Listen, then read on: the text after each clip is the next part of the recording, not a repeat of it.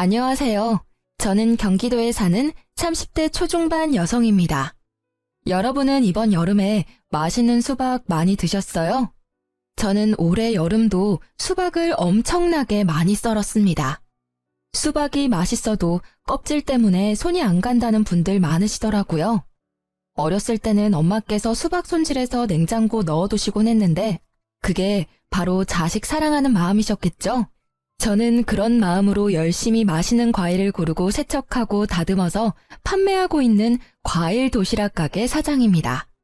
제 밑에 1살 차이 나는 여동생과 함께 가게를 운영하고 있습니다.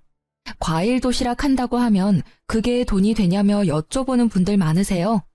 요즘은 1인 가구도 많고 간편한 걸 추구하는 시대다 보니 꽤 장사가 잘 되고 있습니다.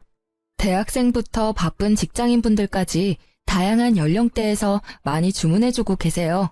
그에 보답하기 위해 동생과 저는 휴가를 떠나도 무조건 맛있는 과일, 당도 높은 과일 찾으러 다닙니다.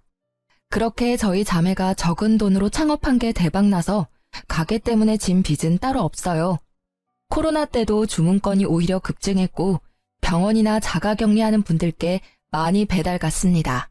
다행히 아직까지 큰 위기는 없어서 지금까지 잘 운영하고 있네요. 이제 끝나지 않을 것 같던 여름이 끝나가고 있어서 저와 여동생은 드디어 수박의 곤래에서 벗어날 수 있게 됐습니다. 평소에 동생이랑 과일 손질하면서 귀로는 열심히 사연 라디오를 듣고는 하는데요. 동생이 제 시댁 사연도 보내보면 어떻겠냐 해서 용기 내서 보내봅니다. 만약 제 사연 읽어주시면 그때도 저는 일하면서 듣고 있을 것 같아요. 저는 제 친구의 소개로 제 남편을 만나게 됐습니다. 남편은 연봉 좋은 IT 회사에 다니는 아주 멀끔한 청년이었습니다. 정확히 말하자면 제 친구 남편의 가장 친한 친구가 바로 제 남편이었어요. 서로 가장 친한 친구를 소개시켜준 거죠. 저는 일하느라 바빠서 연애 안 하고 남편은 허우대 멀쩡하고 얼굴도 괜찮은데 그냥 연애를 못하는 남자였대요. 제 친구 말로는 남편이 20대 끝자락까지 제대로 된 연애를 전혀 해보지 못했다고 합니다. 겉보기에 어디 문제가 있는 것도 아닌데 항상 연애 이야기만 나오면 자존감이 무척 떨어져 보였다 하네요. 친구가 자기 남편 따라 모임할 때면 제 남편만 늘 혼자 참석했대요. 겪어보면 참 좋은 사람 같았는데 항상 혼자 있는 모습을 보며 친구는 제게 그 사람을 꼭 소개시켜주고 싶다고 생각했대요.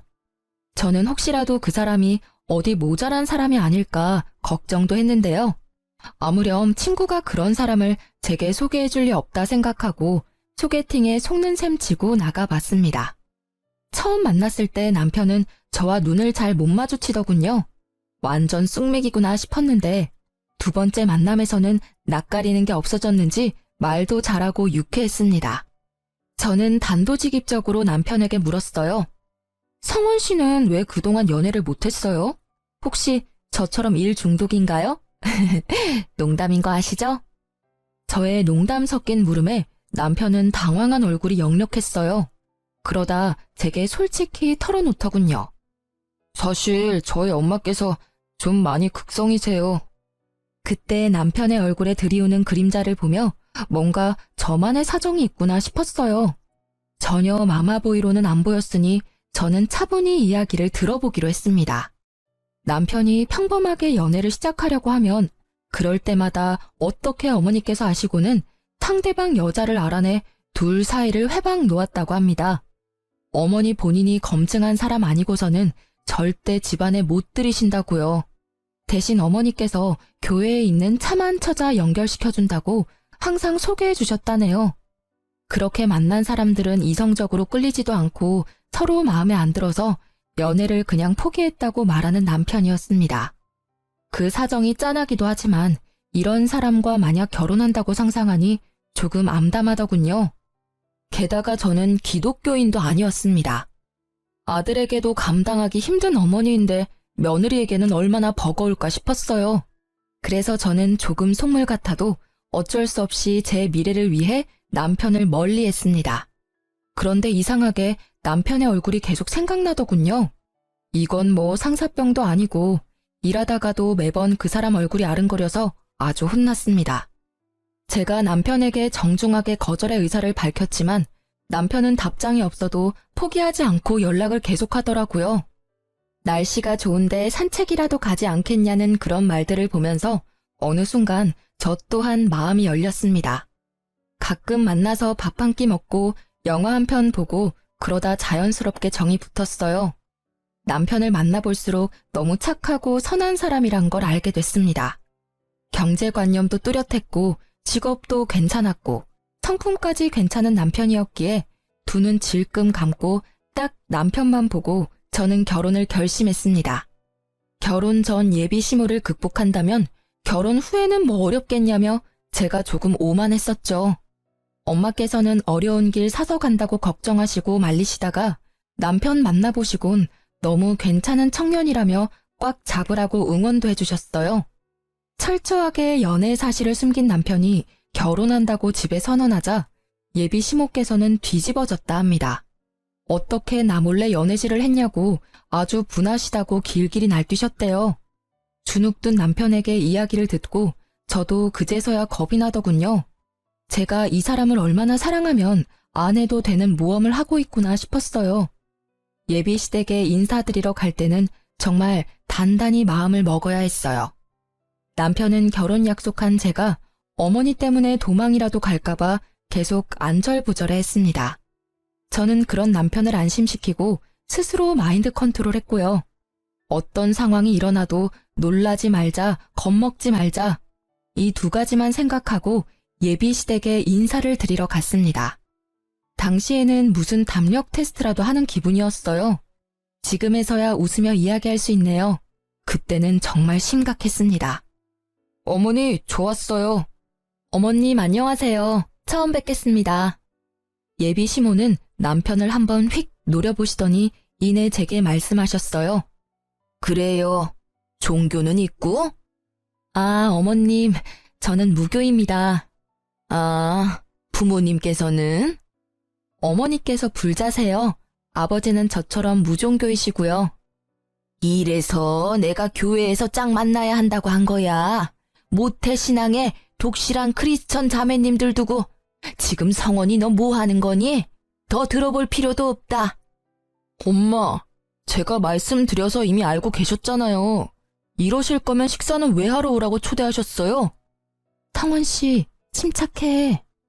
저는 눈물이 그렁그렁한 남편을 진정시키고 말했습니다. 어머님, 성원 씨랑 저 서로 많이 사랑하고 있습니다. 이왕 여기까지 초대해 주셨으니까 조금만 예쁘게 봐주시면 안 될까요? 종교랑 무관하게 저 평생 모난 행동 하지 않고 올바르게 살았어요.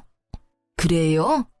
뭐 그럼 초대했으니 맛있는 음식이라도 대접해야지. 배고프니 먹으면서 마저 이야기하자. 예비 시모는 벼란간 코웃음을 치며 갑자기 부엌에서 봉투를 들고 와서 식탁에 거칠게 내려놓았습니다. 영수증이 붙은 봉지를 보니 딱 봐도 배달 음식이었어요.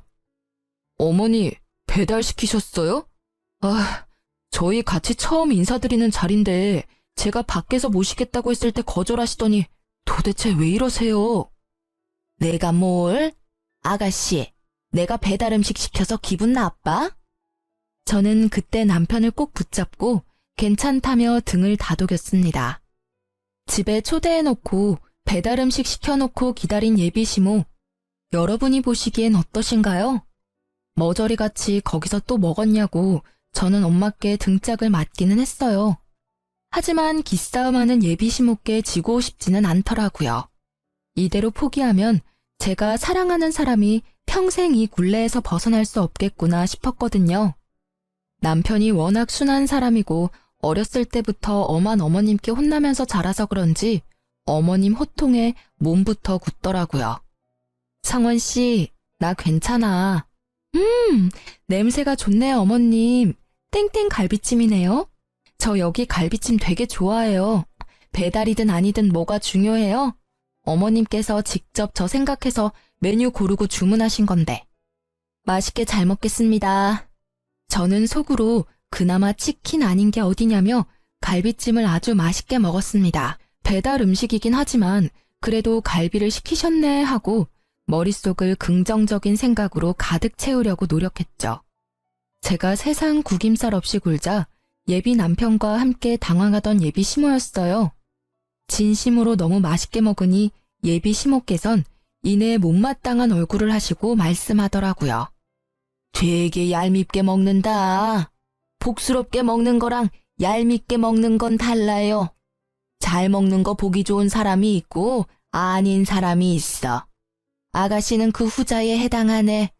체중도 좀 나가 보이는데 적당히 먹어요. 그리고 보니까 고급 입맛은 아니네. 그나마 아무거나 잘 먹어서 다행이야. 내 아들 등골 휘지는 않겠어.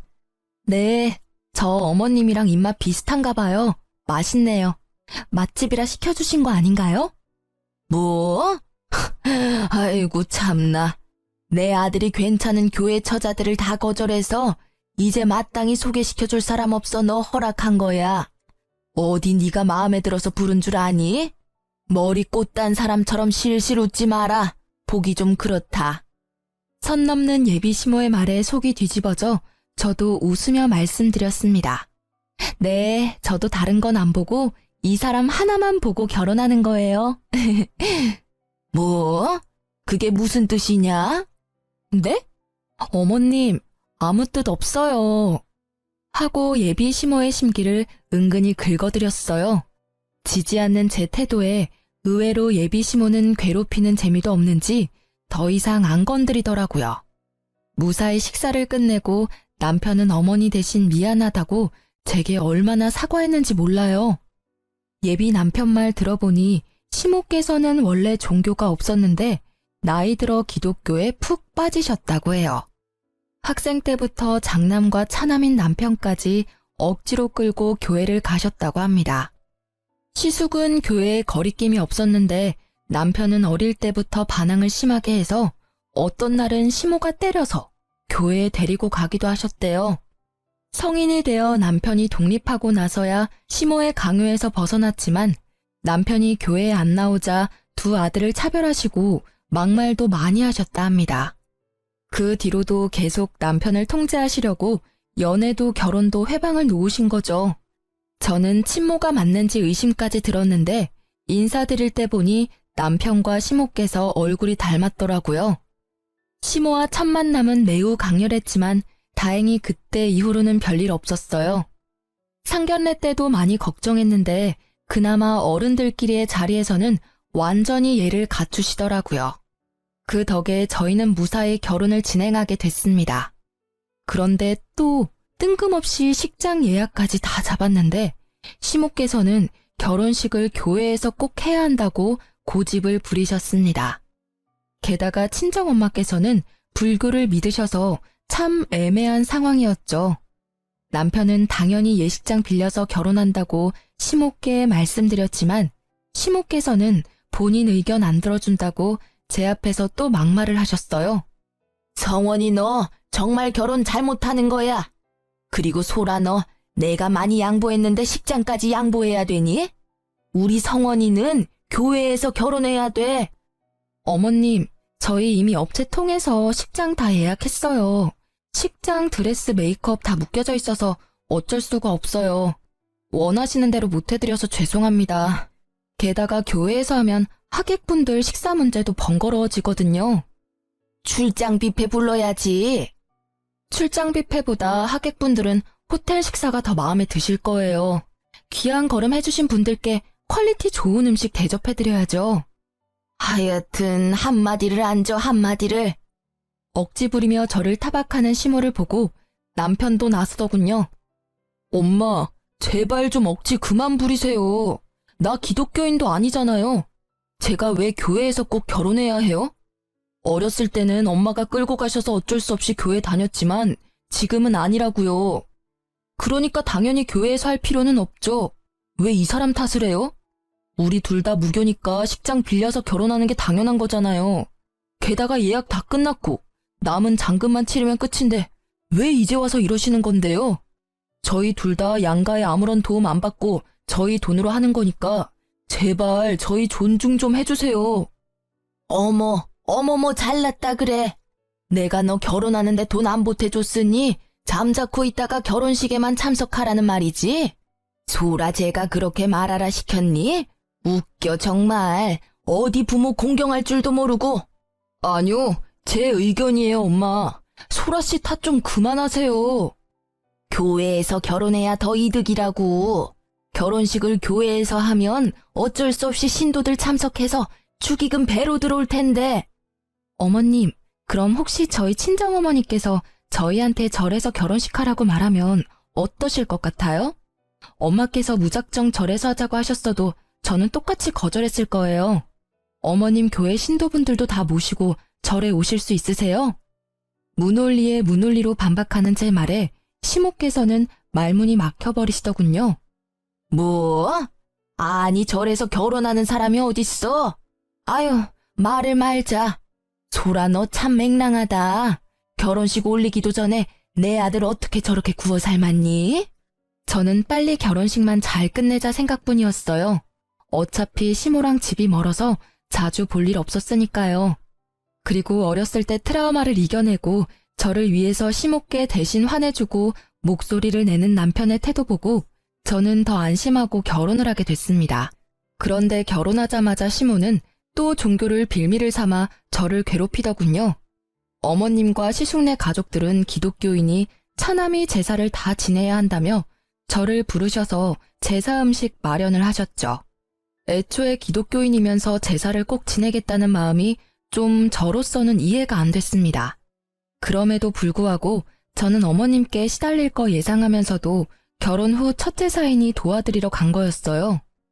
시부께서도 돌아가신 지 얼마 안 됐으니 정말 남편 생각해서 갔던 거였죠. 시댁에는 어머님과 형님이 계셨어요. 그런데 다 같이 음식을 하고 서로 돕는 게 아니라 두 분이 제게만 음식을 시키시더라고요. 우리 큰며느리 새벽부터 나 따라다니면서 장 보느라 고생했다. 둘째 너는 첫째한테 고마워해야 돼. 네가 할 일까지 다 했잖니.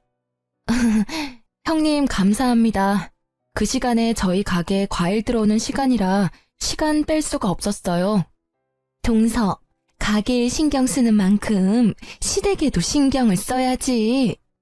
사람 좋아 보이던 형님은 시숙이 없다고 완전히 다른 사람 같았어요. 첫째야, 너는 나랑 과일 좀 먹으면서 이야기 좀 하자. 아침 먹고 나니 입이 텁텁해. 네, 어머님. 제가 복숭아 깎아올게요. 형님과 시모는 제가 가게에서 가져온 과일들을 둘이서만 먹으면서 제게는 일만 시키시더라고요. 과일 잘 먹겠다는 말 한마디 없이요. 장 보는 것도 일이니 그거 못 도와드려서 죽을 죄를 지었네요. 하며 속으로 투덜거렸지만 저는 겉으로는 티 안 내고 열심히 전을 부쳤습니다. 전만 부쳤을까요? 이거 해라 저거 해라 소파에서 명령하는 형님과 시모의 행동에 저는 너무 놀랐어요. 남편이 있을 때야 저도 시모께 지지 않으려 말대꾸했지만 남편 없는 곳에서는 혼자라서 뭐라 말대꾸도 잘 못했거든요. 그땐 더 어리기도 했고 저만 외톨이인 그 상황이 좀 무서웠어요. 알겠다고 웃다가 저는 미소도 말도 잃고 묵묵히 일했습니다. 좀 도와달라고 했는데 외면하고 둘이서 저를 따돌리는 모습을 보면서 사진도 틈틈이 찍어 놓으면서 제사 음식을 마련했습니다. 저도 참 독하죠. 애초에 제가 이 정도로 안 독했으면 남편이랑 결혼 생각도 못했을 거예요. 사진이랑 동영상 찍어서 증거를 남겨놔야 다음에는 두 사람이 저를 안 괴롭힐 것 같았거든요. 두 사람은 뭐가 그렇게 마음에 안 드는 건지 제가 열심히 꼭두각시 인형처럼 일하고 있는데도 저를 비난하더라고요. 동서는 과일 깎아서 파는 게 뭐가 돈이 된다고 동생까지 끼고 그런 헛짓거리를 하고 있어? 그게 돈 뭐 얼마나 번다고. 아휴, 그냥 차라리 우리네가 용돈 줄 테니 여기서 어머님 모시면서 살아. 그러니까 말이다. 나는 처음에 뭔 도시락 가게를 한 데서 뭐 그러려니 했는데 과일 도시락이라 해서 얼마나 웃었는지 모른다. 대학까지 나온 애가 한심하게 왜 저러고 있는 건지. 며느리 뭐 하냐고 신도들이 물으면 말하기 참 그래. 차라리 너처럼 전업주부면 몰라. 저는 고무장갑을 빼고 두 사람에게 다가갔습니다. 저 가게일 제쳐두고 와서 종일 혼자서 음식 장만했는데 말씀이 심하시네요. 어머, 일하다가 말고 뭐 하는 거야? 화났다 뭐 이거야? 동서 일한 거 어련히 수고비 안 챙겨줄까? 수고비 안 챙겨주셔도 저 충분히 많이 벌어요. 돈이 문제가 아니라요. 사람 불러놓고 이러는 거 아니죠. 아까 중국집 배달 왔을 때도 저 많이 참았어요. 먹어보란 말도 없이 두 분이서 탕수육 드시고 저는 남은 자장면 불어 터진 거 먹으라고 주고 가셨잖아요. 저 이런 취급 당하려고 온 거 아니에요. 좋은 마음으로 도와드리러 왔는데 두 분 아무리 저보다 윗 어른이시라지만 이게 무슨 경우예요? 공경도 할 만해야 공경하죠. 도저히 못 참겠네요. 제 행동에 시모와 형님은 벙쪄 있었고 그때 마침 남편이 도착했어요. 이게 다 무슨 말이야? 저는 남편을 보자 눈물이 앞을 가렸고 시댁 작은 방에서 잠시 남편을 붙잡고 이야기했습니다. 남편이 무슨 일이냐며 달래주고 저는 종일 있었던 일 말하며 찍었던 사진들과 동영상도 보여줬습니다. 나 오늘 충분히 할 만큼 했어. 아니, 나 지금껏 충분히 노력했어. 이제 당신 어머니 진절머리 나. 오늘은 형님까지 합세하셔서 내가 오늘 얼마나 비참했는지 당신은 몰라. 형님이랑 어머님? 자기들끼리 탕수육에 잔치 벌이고 나는 일 다 하고 불어터진 자장면 주더라. 내가 아무리 독한 마음 가져볼래도 너무 서럽더라.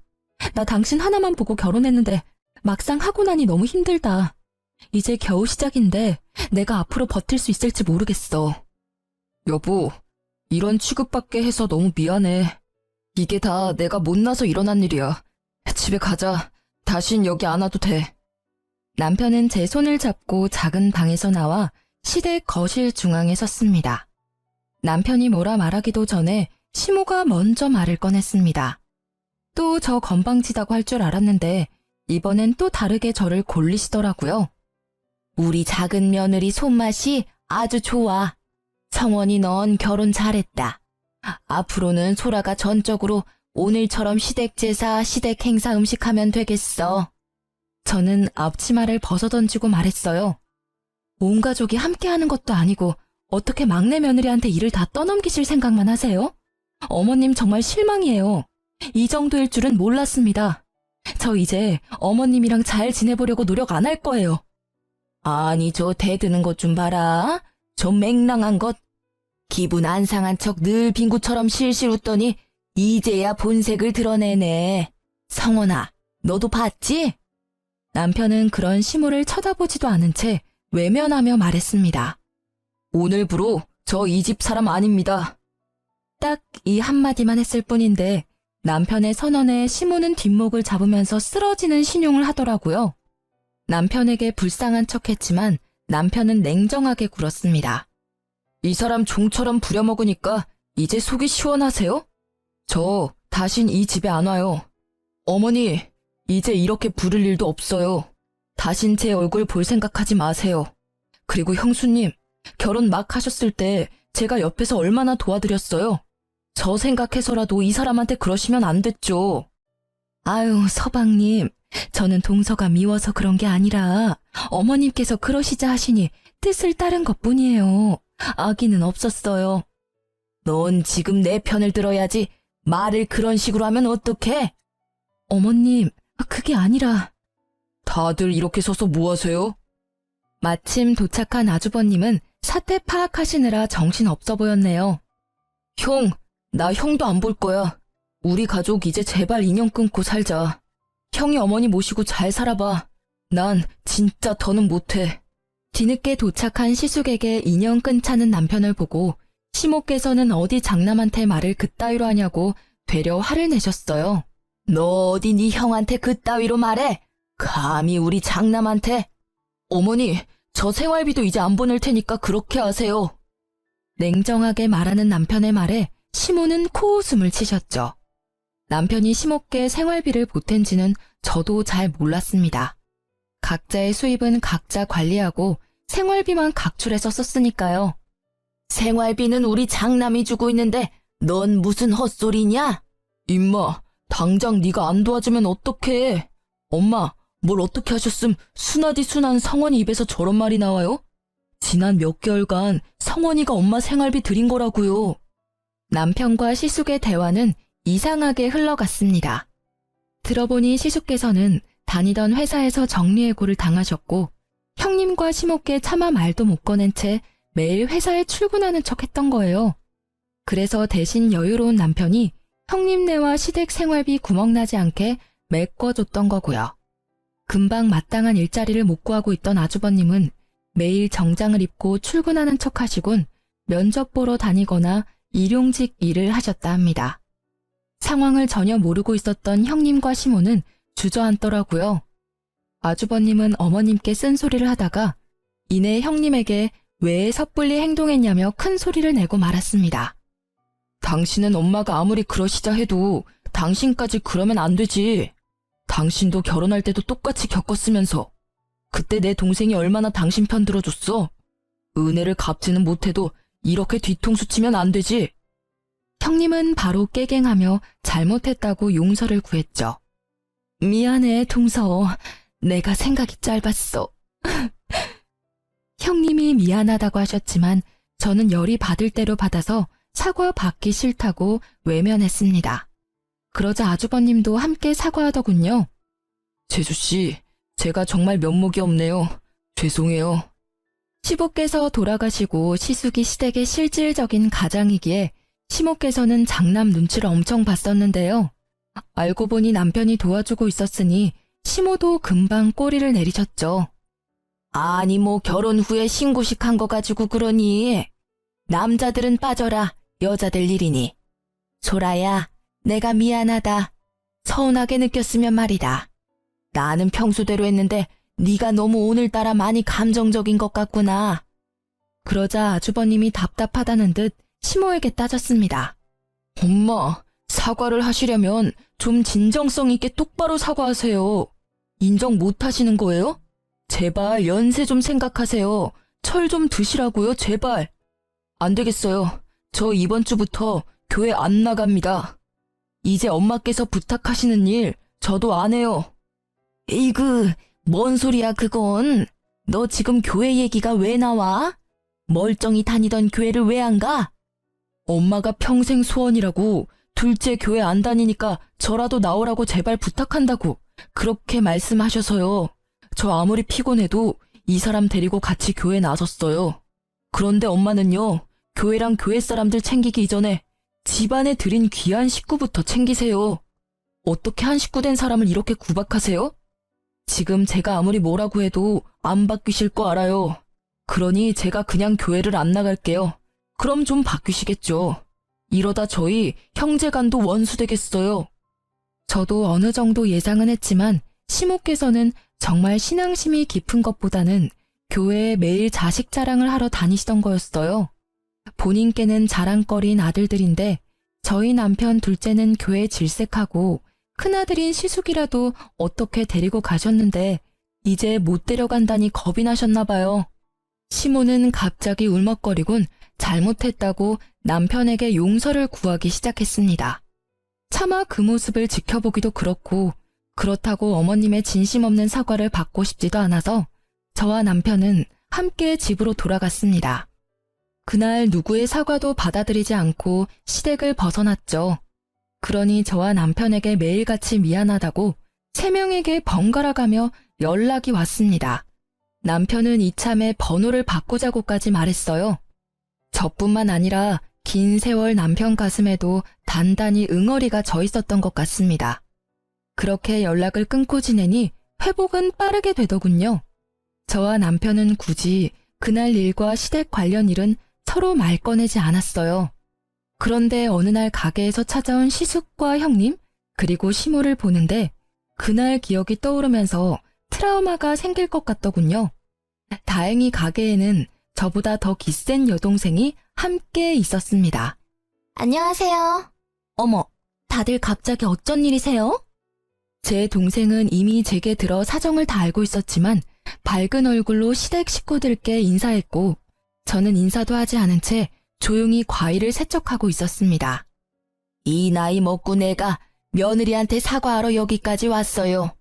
그런데 아무리 서운하다 해도 어른이 왔는데 눈길도 안 주고 인사도 안 하네요.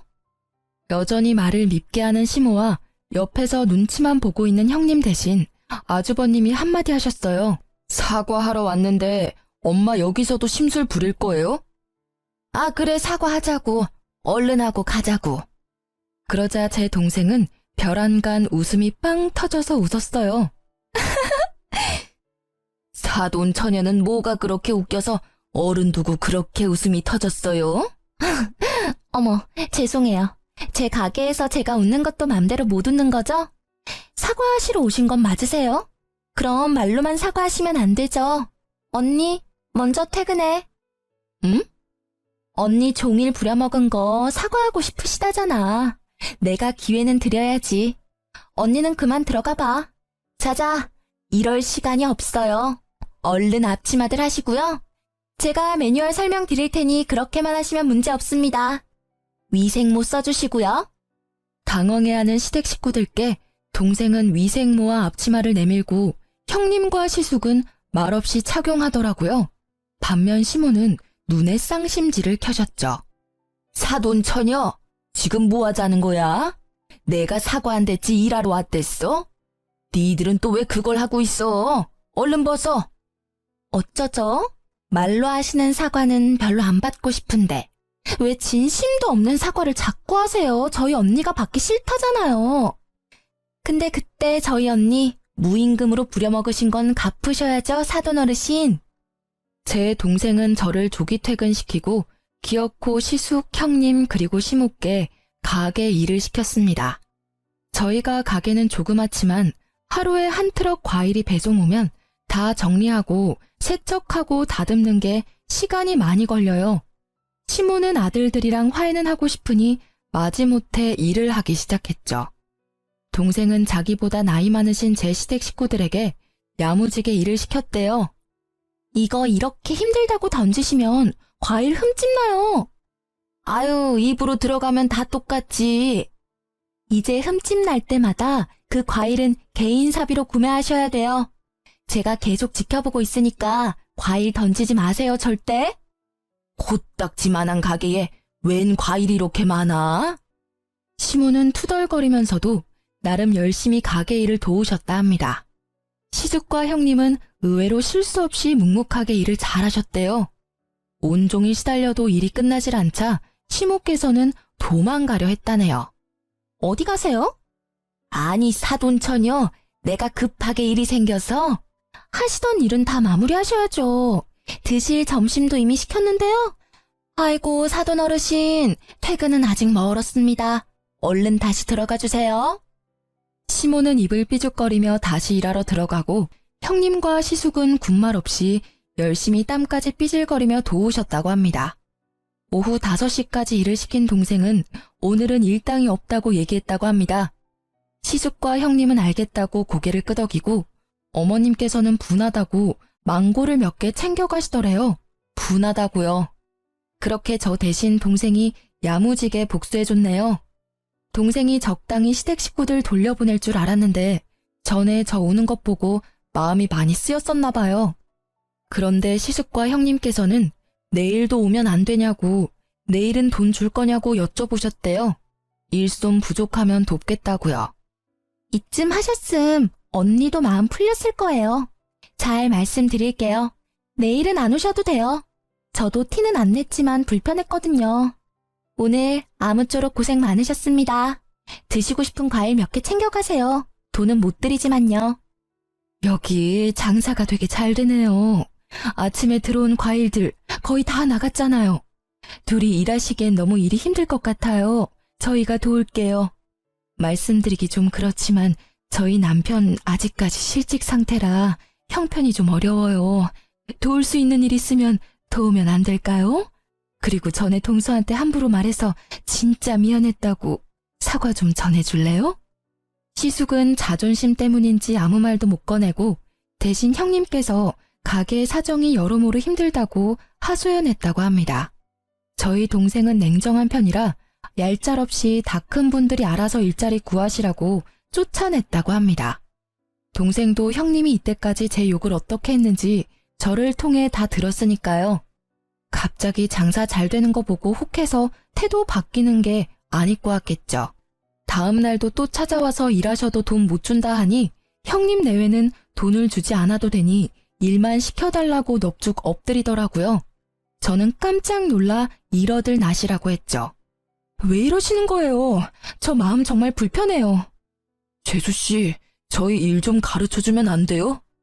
난데없이 가게 일을 배우겠다고 하시는 시숙과 형님의 말에 저는 적잖이 당황했습니다. 자식들은 커가고 이 나이에 새로 취직하는 것도 너무 어렵네요. 재수씨, 이유 좀 낼 생각 없어요?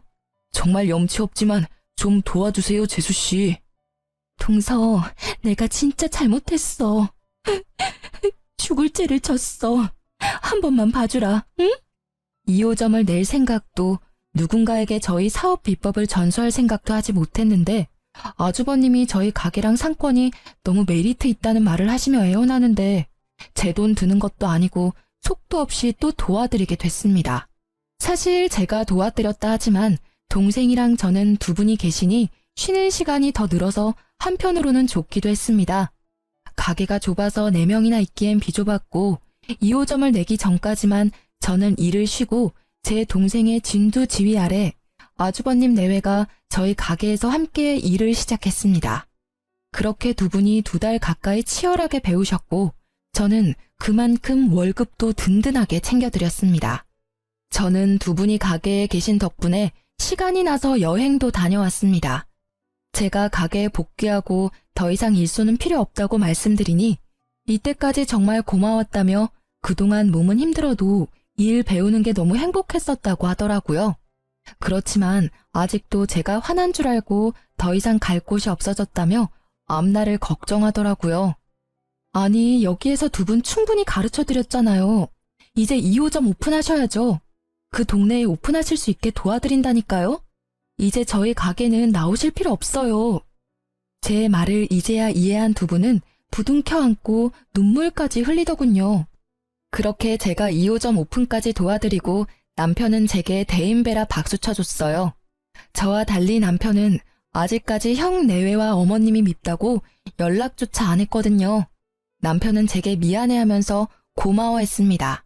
여보, 내가 진짜 결혼을 잘했다. 나 믿고 결혼해달라고 졸라놓고 내가 막상 한 게 아무것도 없어서 미안해.